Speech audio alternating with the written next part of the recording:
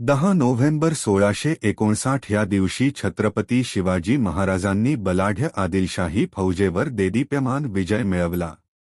या विजयामुळे संपूर्ण हिंदुस्थानभर छत्रपती शिवाजी महाराजांच्या पराक्रम आणि कीर्तीचा दबदबा निर्माण झाला. अफजलखानाच्या वधाचा बदला घेण्यासाठी आदिलशाही सत्तेने आपला सरदार रुस्तुम झामान आणि अफजलखानाचा मुलगा फाझलखान यांना शिवाजी महाराजांच्या विरोधात पाठवले. शिवरायांनी सहजतेने त्यांच्यावर मात केली. म्हणून आदिलशाही सत्तेने शेवटचा उपाय म्हणून आदिलशाहीमधील दुसरा बलाढ्य सरदार सिद्दी जौहर याच्याबरोबर प्रचंड फौज छत्रपती शिवाजी महाराजांविरोधात रवाना केली. सिद्दी जौहरसोबत 35,000 पायदळ व 20,000 घोडदळ देण्यात आले होते. त्यावेळेस शिवाजी महाराजांचा मुक्काम पन्हाळ्यावर होता. हे समजल्यानंतर सिद्दी जौहरने आपल्या प्रचंड फौजेनिशी पन्हाळगडाला वेढा दिला. त्याने आपल्या शक्तिशाली तोफखान्याचा हल्ला पन्हाळ्याच्या बुरुजांवर सुरू केला होता. या तोफखान्याच्या आश्रयाने तो हल्ल्यामागे हल्ले करत होता. या संकटसमयी छत्रपती शिवाजी महाराजांकडे फारच थोडी म्हणजेच 8 ते 10 हजारांची फौज होती. अशाही परिस्थितीत महाराज सिद्दीच्या प्रत्येक हल्ल्याचा प्रतिकार करत होते. सिद्दीने पन्हाळ्याला दिलेल्या वेढ्याला 2 ते 2.5 महिने झाले होते. या वेढ्यातून कसे बाहेर पडावे याची चिंता महाराजांना लागून राहिलेली होती. त्याच वेळेस एका नव्या संकटाची चाहूल महाराजांना लागली. दिल्लीतील मोगल बादशहा औरंगजेबाने आपला मामा व मोगल साम्राज्यातील एक बलाढ्य सरदार शाहिस्तेखान याला 1,00,000 फौजेनिशी छत्रपती शिवाजी महाराजांवर चालून जाण्याची आज्ञा केली होती. औरंगजेबाने जून 1659 रोजी शाहिस्तेखानाची दख्खनच्या सुभेदारीवर नेमणूक केली होती. शाहिस्तेखानास अमीरउलउमरा नवाब बहादूर खाईखानान मिर्झा अबू तालिब असा किताब होता. औरंगजेबाची आई मुमताज महल म्हणजेच बेगम अर्जुमंद बानू हिचा तो भाऊ होता. त्याची दुसरी बहीण फरजाना बेगम ही मोगल साम्राज्याचा वजीर जाफरखान याची बायको होती. एकूणात शाहिस्तेखान हे मुघल साम्राज्यातील मोठे प्रस्थ होते. आपल्या नेमणुकीप्रमाणे शाहिस्तेखान दख्खनच्या मार्गावर भांडपूरला असतानाच औरंगजेबाने त्याला छत्रपती शिवाजी महाराजांवर आक्रमण करून जाण्याचे फर्मान पाठवले होते. ते फर्मान शिरसावंद्य मानून शाहिस्तेखान प्रथम दख्खनमधील मोगलांची राजधानी असलेल्या छत्रपती संभाजीनगरला, पूर्वीचे औरंगाबाद, 28 जानेवारी 1660 रोजी पोहोचला.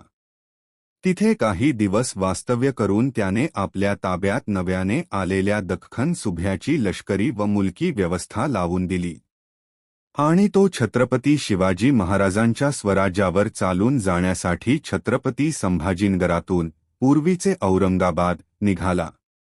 11 फेब्रुवारी 1660 रोजी तो अहिल्यानगरला, पूर्वीचे अहमदनगर, फौजेसह येऊन पोहोचला. 25 फेब्रुवारी 1660 पर्यंत त्याने अहिल्यानगरातच मुक्काम केला होता. तेथे त्याने छत्रपती शिवाजी महाराजांच्या स्वराज्यावरील आक्रमणाची व्यूहरचना सुरू केली होती. शिवाजी महाराज पन्हाळ्यात सिद्दी जौहरच्या वेढ्यात अडकल्याच्या बातम्या त्याला मिळत होत्या. त्या बातम्यांमुळे तो कमालीचा सुखावला होता. शिवाजी महाराज पन्हाळ्यात अडकल्याने स्वराज्यात प्रवेश करताना आपल्याला मोठा प्रतिकार होणार नाही याची खात्री त्याला झाली होती.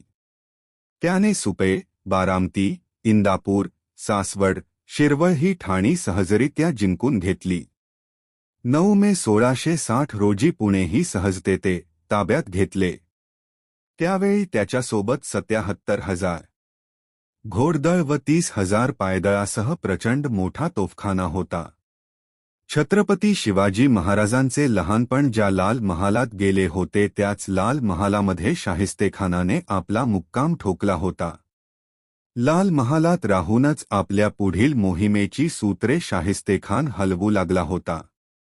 त्यानुसार त्याच्या फौजा स्वराज्यात गावोगावी लुटालूट, कत्तली आणि जाळपोळ करत थैमान घालत होत्या. शाहिस्तेखान आणि त्याच्या मोगली फौजांच्या आतंकाच्या बातम्या छत्रपती शिवाजी महाराजांकडे पन्हाळ्यावर पोहोचत होत्या. त्यामुळे त्यांची अस्वस्थता अधिकच वाढत होती. एकाच वेळेस आदिलशाही आणि मोगली आक्रमण स्वराज्यावर झाले होते.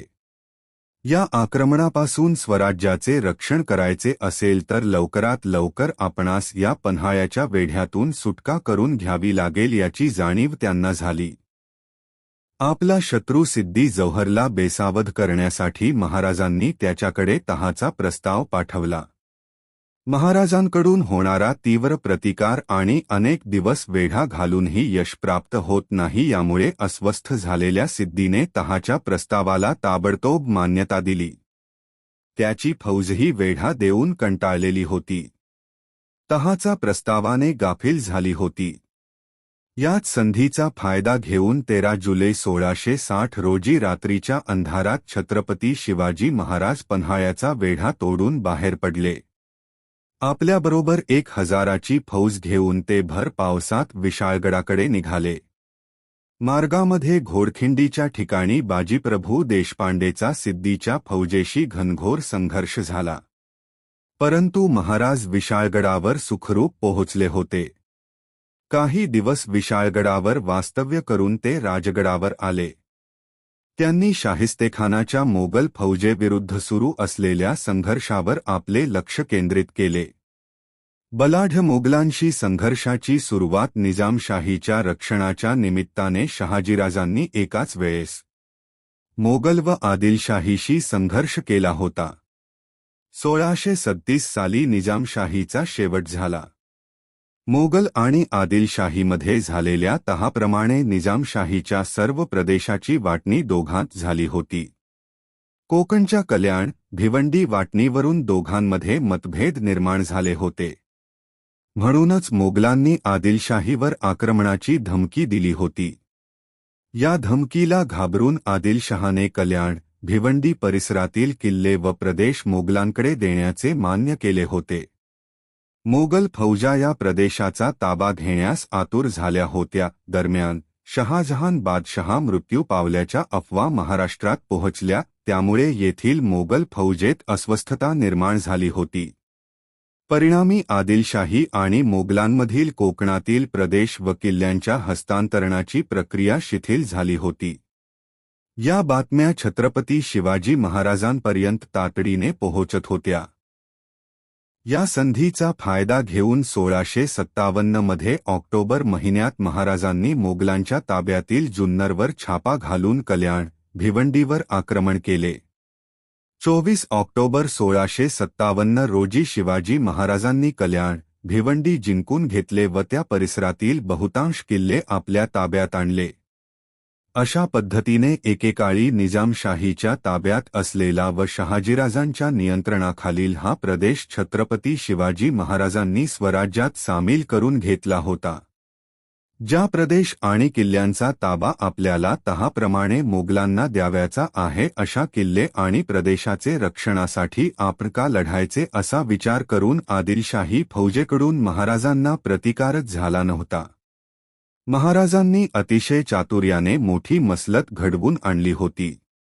परंतु याच्या परिणामात त्यांचा भारतातील सर्वात बलाढ्य मोगली सत्तेशी नवा संघर्ष झडणार होता. औरंगजेबाने आपले वडील शहाजहानला पदच्युत करून कैद केले व स्वतः दिल्लीचा बादशाह झाल्याचे जाहीर केले. त्याचबरोबर आपले तिन्ही मोठे सख्खे भाऊ दारा, मुराद आणि सुजा यांची निघरून हत्या करून मोगल साम्राज्यावर आपली निरंकुश सत्ता प्रस्थापित केली. औरंगजेबाचा हा सत्तासंघर्ष सुरू असतानाच छत्रपती शिवाजी महाराजांनी कल्याण, भिवंडी परिसर आणि किल्ल्यांवर आक्रमण करून ते प्रदेश ताब्यात घेतले होते. त्या खबरी औरंगजेबापर्यंत पोहोचत होत्या, परंतु 3 सख्ख्या भावांची कत्तल, वडिलांना तुरुंगात डांबण्यात तो गुंतला असल्याने त्याला छत्रपती शिवाजी महाराजांच्या कारवायांवर काहीही करता आले नाही. मात्र रक्तपात करून थोडेसे स्थिरसावर झालेल्या औरंगजेबाने ताबडतोब छत्रपती शिवाजी महाराजांना फरमान पाठवून जाब विचारला. तसेच जिंकून घेतलेले प्रदेश व किल्ले तातडीने ताब्यात देण्यास सांगितले.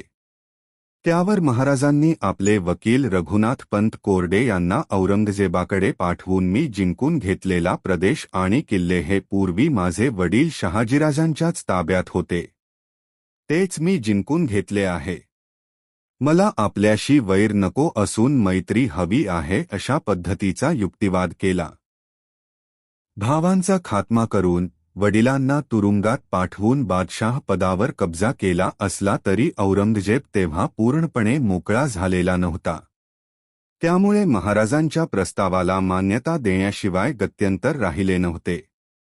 परंतु पातायंत्री औरंगजेबाने पुढे छत्रपती शिवाजी महाराजांवर आक्रमण करायचे हे त्याचवेळी ठरवले होते. त्यातच छत्रपती शिवाजी महाराजांनी आदिलशाहीतील सर्वात बलाढ्य सरदार अफजलखान रुस्तुमे जमानवर मात केली. सिद्दी जौहरने पन्हाळ्याला घातलेल्या वेढ्यात महाराज अडकले आहेत हे कळल्यावर औरंगजेबाने महाराजांना सजा देण्याची हीच वेळ आहे असा विचार करून आपला मामा शाहिस्तेखानाची महाराजांविरुद्ध आक्रमणासाठी रवानगी केली होती. ही पार्श्वभूमी समजून घेतल्यावर पुढील घटनांकडे वळूयात. शाहिस्तेखानाची फौज 40,000ची, फिरंगोजींकडे चाकण किल्ला रक्षणासाठी फक्त 400 ते 500 मावळे. छत्रपती शिवाजी महाराज पन्हाळ्याच्या वेढ्यात होते. दरम्यानच्या काळात म्हणजे 1 जुलै 1660 रोजी शाहिस्तेखान स्वराज्यातील एक छोटासा भुईकोट किल्ला म्हणजेच पुण्याजवळच्या चाकणची गढी जिंकण्यासाठी 40,000ची फौज व तोफखाना घेऊन रवाना झाला. फिरंगोजी नरसाळे हे पराक्रमी आणि स्वामिनिष्ठ सरदार चाकणच्या किल्ल्याचा किल्लेदार होते. त्यांच्याजवळ किल्ल्याच्या रक्षणासाठी फक्त 400 ते 500 मावळे होते. अशाही परिस्थितीत त्यांनी 56 दिवस शाहिस्तेखानाच्या 40,000 फौजेबरोबर संघर्ष करून किल्ल्याचे रक्षण केले. या 56 दिवसात शाहिस्तेखानाने आपल्या शक्तिशाली तोफखान्याचा प्रचंड मारा केला होता. हल्ल्यामागून हल्ले केले होते.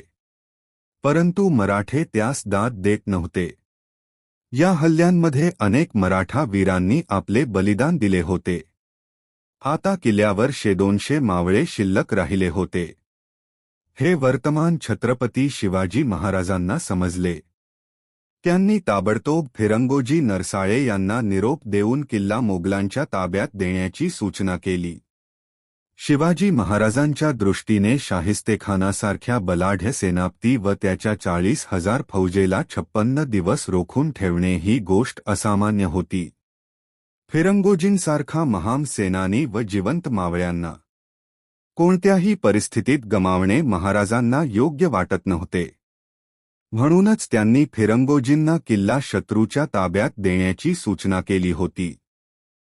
शाहिस्तेखानाला चाकणसारख्या छोट्याशा किल्ल्यासाठी एवढ्या प्रचंड फौजेसह महिनोन्महिने झुंजावे लागले. यामुळे औरंगजेबाला फार चीड निर्माण झाली होती. त्याने आपला मामा शाहिस्तेखानाला कडक पत्र पाठवून नाराजी व्यक्त केली होती. म्हणून अंगावरची वस्त्रे आणि शस्त्रांनीशी सन्मानपूर्वक जाऊ दिल्यास किल्ला ताब्यात देण्याची तयारी फिरंगोजींनी दाखवल्यानंतर शाहिस्तेखान तात्काळ तयार झाला. अशा पद्धतीने मोठी मानहानी आणि लष्करी नुकसान सहन करून चाकणचा किल्ला शाहिस्तेखानाच्या ताब्यात आला. याचा परिणाम असाही झाला की स्वराज्यातील कोणत्याही डोंगरी किल्ल्याच्या वाट्याला जायचेच नाही असे खानाने ठरवले.